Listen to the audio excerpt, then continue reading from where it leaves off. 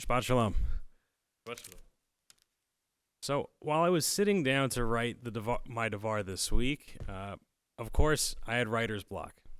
Happens every time I try and start. And there are a couple things I usually do. I'll go for a walk. I'll pick up my guitar and noodle around for a little bit. But mostly I like to just sit and listen to some music and space out a little bit. So this week it was Marcus King. For any modern blues fans out there today or online, just came out with a new album, which is pretty great. And as I was sitting, my eyes started to wander around the room. I started to look at my bookshelves, and I started to notice the trinkets that were on my shelves. My grandfather's meerschaum pipe, a brass oil lamp, my lucky genie lamp that my parents brought back from the Grand Bazaar in Turkey for me as a gift when I was a child, an elephant statue from India, stuff. Many of us have objects, trinkets, and heirlooms on display in our homes or stored in secure locations. And if it's a family heirloom, the longer the item's been in the family, the more significance it usually has. And these objects, whatever they are, connect us with our past and our heritage. We put them on display both because of their aesthetic beauty and because of the meaning we ascribe to them. They serve as reminders, as touchstones, and in doing so, they help us live in the present. And in my case, this past week, they helped me with a pretty bad case of writer's block, reminding me of the hidden heirloom found in this week's Parsha. At the beginning of Noah's story, we read God's instructions on how to build the ark, and we get this really innocuous, seeming irrelevant instruction, Tzohar ta'aseh teva ve'elama techalena milmala.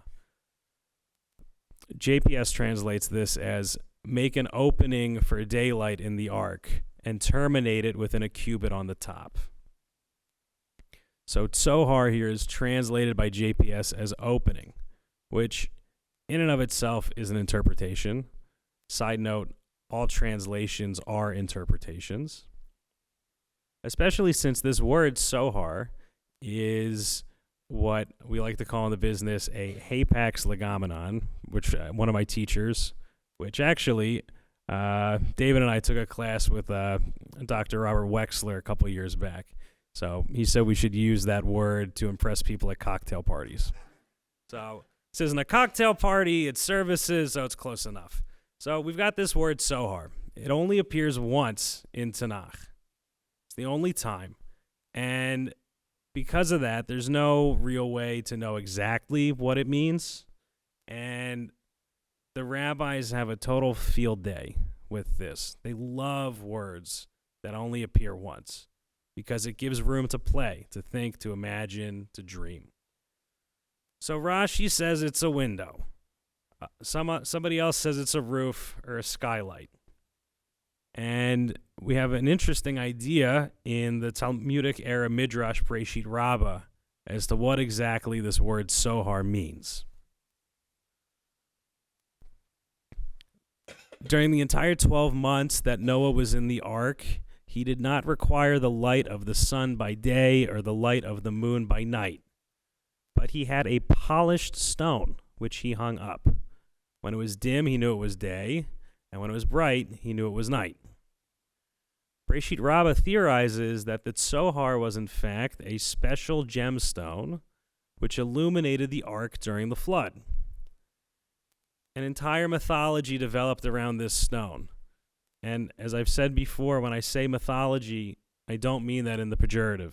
I mean mythology as a story which points towards spiritual truth and helps us understand and ascribe meaning to life. So this mythology developed around what the Tzohar was, what this stone was. And the story goes that during the creation of the world, God placed the first light of the first day in this stone.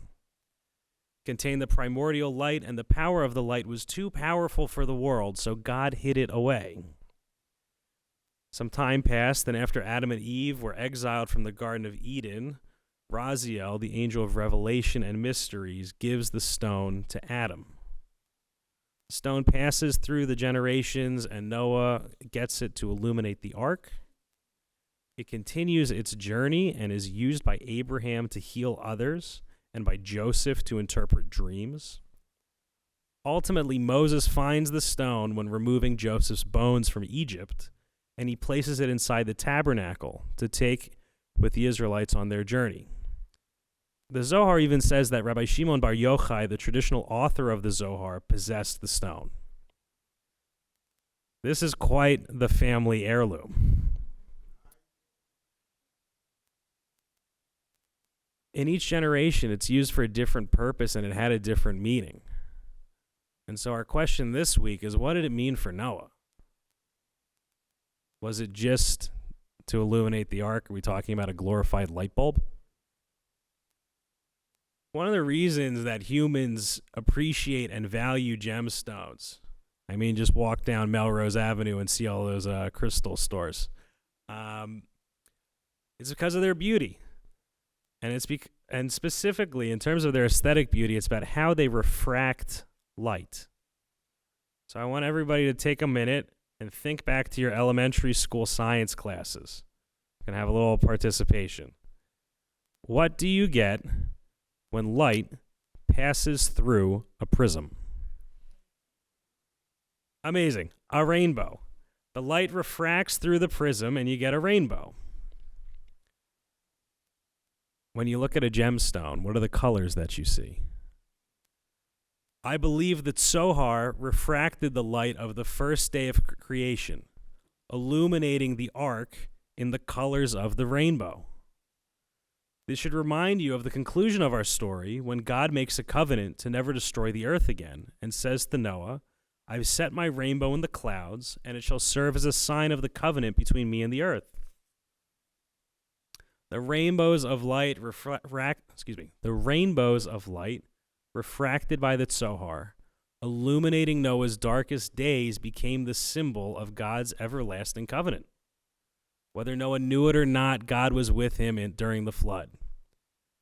We can imagine Noah looking up at the Zohar, seeing its rainbow light, and feeling a small but persistent feeling of hope.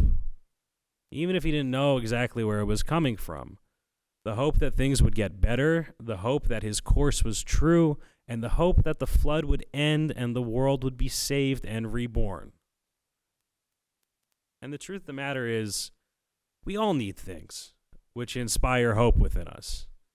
And it doesn't have to be a magic stone, and it doesn't even need to be a thing.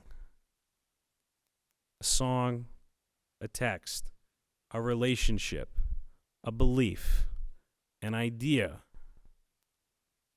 And also sometimes it is a thing, and that's okay too. It's all right if it's a thing. Whatever you have that gives you hope, hold on to it and let it work its magic when you need it most. And perhaps even more important than holding on to that thing is sharing that thing with others. Be that Zohar for someone else. Inspire hope. Hope that what is not necessarily what will be. Hope that whatever the present situation is, the light will continue to shine. My bracha, my blessing for all of us this week is that may we both find the sources of hope already present within our lives and be sources of hope for others. Shabbat shalom.